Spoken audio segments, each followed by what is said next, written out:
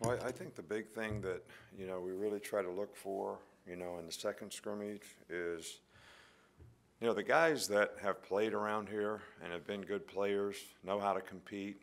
They've been in big arenas before. They have mental toughness. They play with discipline. Um,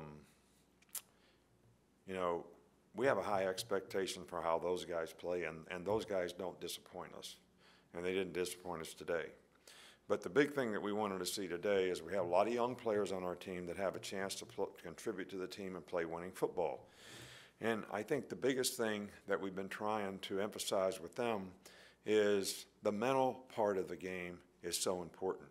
Your ability to focus, mental intensity, your ability to prepare properly so you know what to do, how to do it, why it's important to do it that way. And we were anxious to see more guys be able to go out there and play with the kind of intangibles that would allow them to play winning football. Now, I haven't watched the film yet, but I wasn't totally pleased, with the way some of those guys made improvement and came along. And look, it's a work in progress. So wherever they are, we're going to keep working with them and try to get them where they need to be. But we were hopeful that we would make a little more progress.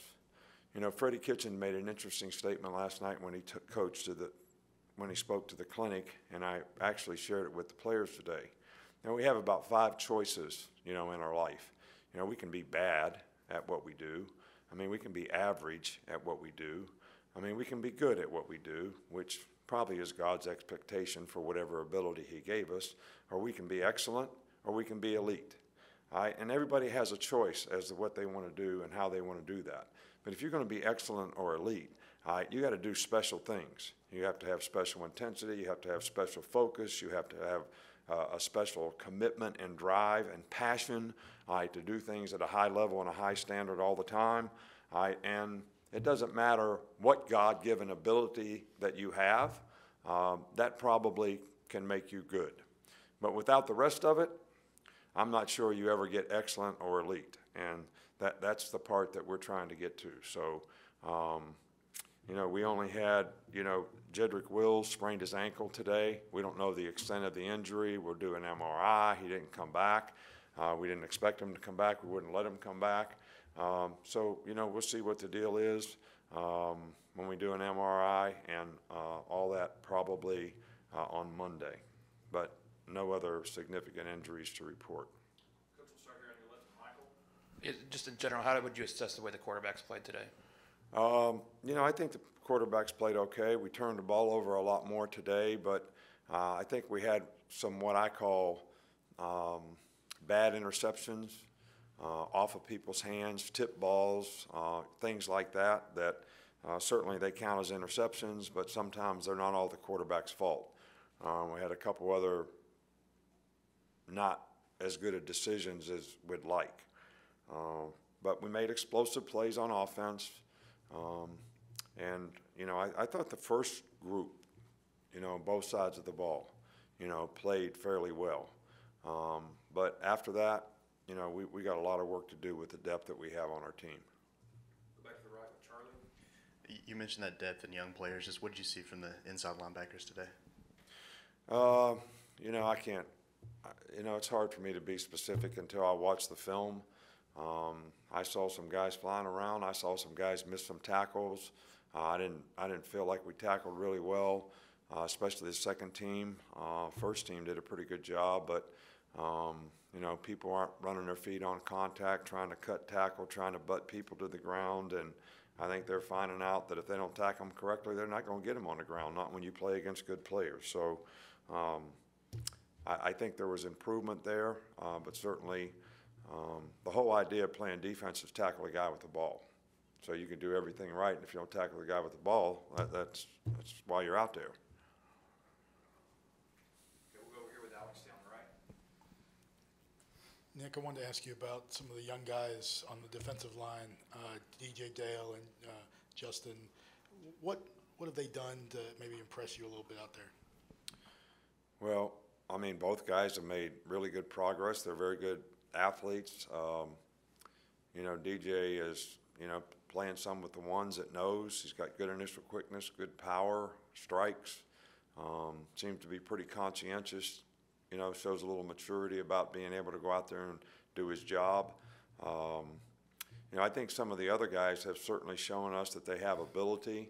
I think when they get in a competitive situation, they completely just, dumb down. They can't focus. They're supposed to slant. They don't slant.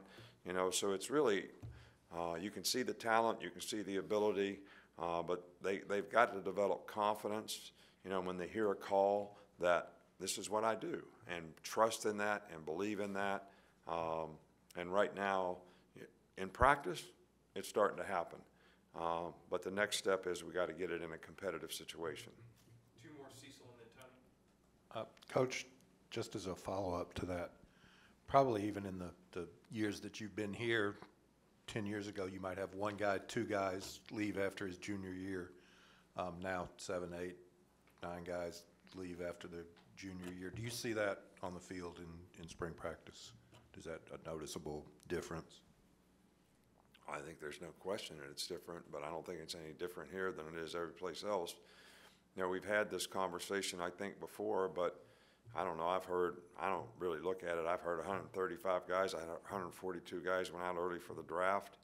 I do know there's some pretty compelling stats out there about guys going out early for the draft. I think in the last 5 years, not counting this year, there's been 380 players or thereabouts go out early for the draft, and 25% of those guys didn't even get drafted. And another 25% weren't on a team in 3 years. So that means 50% of the guys that went out early for the draft had failed careers. But if you look at the number of guys that were first and second round draft picks, there were very few guys that had failed careers. Now we have guys that have no draft grades, 7th round grades, free agent grades, 5th round grades that are going out for the draft. And, the person that loses in that is the player. You got your 3rd round draft pick, and we had one here last year. I'm not mentioning any names. Goes and starts for his team, so he's making 3rd round money, which is not that great. Be the first guy taking his position this year probably, and make $15, $18 million more. So the agent makes out, the club makes out. Now they got a guy that's going to play for that kind of money for 3 more years. All right, and everybody's out there saying, we'll get to your next contract. Well, there's obviously a pretty 50% of these guys are never getting to a next contract. And that doesn't mean all the rest of them got to one either. So it's the culture and it's the trend. And, I've actually changed how I talk to recruits now. I tell every recruit that I talk to, the reason that you're going to college is to prepare yourself for the day you can't play football. I think we have a lot of people way back in high school, all right, that look at college as a conduit to get to the NFL. And look, I am 100% NFL. I'm 100% guys having careers. All right, but people have to be smart about the business decisions they make relative to the NFL because it is all business. And when people make emotional decisions, they're going to have to suffer some really difficult consequences for themselves in the future. Because you don't have to go out for the draft early. You can come back and play. We've had 6 or 7 guys here that had 2nd and 3rd round grades that became top 15 and 1st round draft picks and made a significant amount of money doing that. So there's some really good examples of guys that did it that way. And, so I just, and look, I'm all for every one of our guys that went out for the draft. I'm going to do everything I can do to try to get them drafted as high as they can get drafted.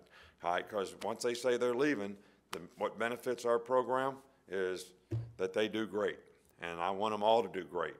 But I don't think that not just our players, there's a significant amount of players that are not making good business decisions about what they do.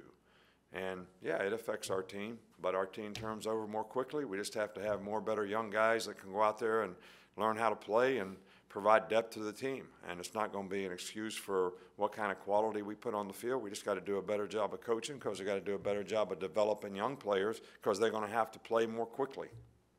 Coach, we'll finish up with Tony. Just wanted to know what you saw from the running backs, more so outside of Brian Robinson and Najee Harris, some of the other guys that you were trying to build the depth with. They're making progress. I mean,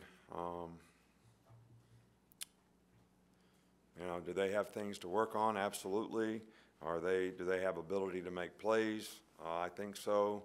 Or do we have some guys coming in that are going to get an opportunity to compete with them?